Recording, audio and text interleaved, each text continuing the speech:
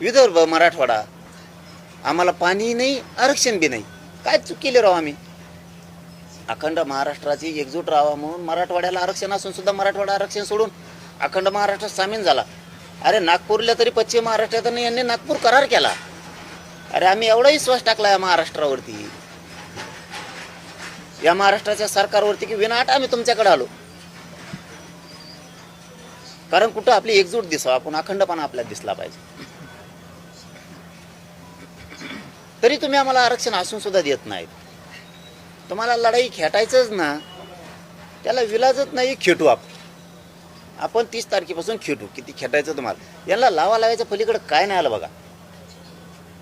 यांच्या क्षमता नाही गोरगरिबांचे प्रश्न सोडवायची. जे सोडतायत ते मराठीकडे गेले नाही पाहिजे म्हणून त्या मंत्र्यांना टार्गेट केलं जातं. अजितदादा शिंदे साहेबाचे मंत्री टार्गेट का? ते गरिबाच्या समस्या जाणून घ्यायला येते म्हणून. तुम्हाला यायचं नाही. तुम्ही टाळ्या वाजणारे असल्यासारखे बंगल्याच्या आत बसता. तुम्हाला बाहेर यायचं नाही. तुम्हाला गोरगरिबाच्या शेतकऱ्याचे प्रश्न सोडायचे नाही. डिझेलचा एवढा उद्रेक चाललाय, तुम्हाला पंपावर येऊन बघायचं नाही काय हाल चाललेत. कोणाचं घर जळालं, त्याच्यात माणूस जळाला तर दवाखान्यात जाऊन तुम्हाला त्याला बघायचं नाही.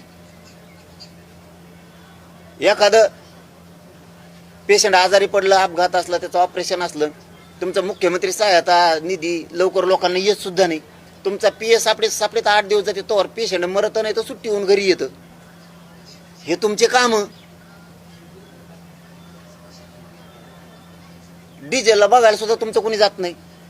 ते लोकात येतात. मराठ्यांकडे कोणता मंत्री गेला नाही पाहिजे, नसता त्याला टार्गेट करा. असल्या तुमच्या भूमिका, ही तुमची नीतिमत्ता. खरं बोला रे. माझ्यावर डाव टाकला होता यांनी. देवेंद्र फडणवीस साहेब 100% मराठ्यांना आरक्षण देते,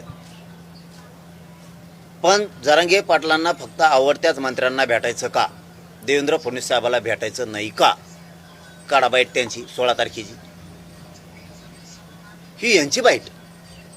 मग शब्द काय गेला माझ्या गरीब मराठ्यात? देवेंद्र फडणवीस साहेब 100% आरक्षण देतील.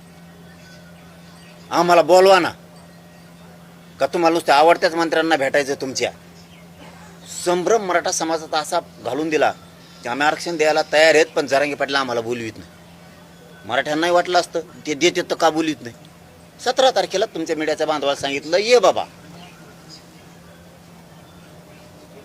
दे ना. आता मला वाटतं याच्यातून किमान प्रसाद लाड साहेबांचे डोळे उघडतील असं मला वाटतं. अशा नवनवीन व्हिडिओ पाहण्यासाठी चॅनलला लाईक आणि सबस्क्राईब करा.